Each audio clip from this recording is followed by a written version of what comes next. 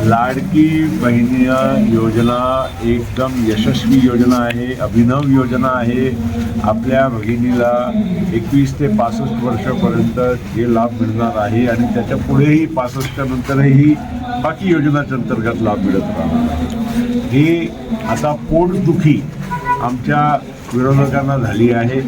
अशी योजना, इतकी चांगली योजना शेतकऱ्यांच्यासाठी सुद्धा, वीज बिल माफ, फ्री वीज, 7.5 हॉर्स पॉवरपर्यंत दिवसात वीज, अनेक बाकीच्या आता तरुणांना जे मानधन स्टायपंड म्हणून मिळणार आहे 6,000, 8,000 आणि 10,000 ज्या श्रेणीचा तरुण असेल, तर हे सगळं स्वाभाविक आहे की हे आता त्यांना असं वाटते की आता पायाखालीची जमीन खचकून राहिली आहे, त्यामुळे असा आरोप करतात।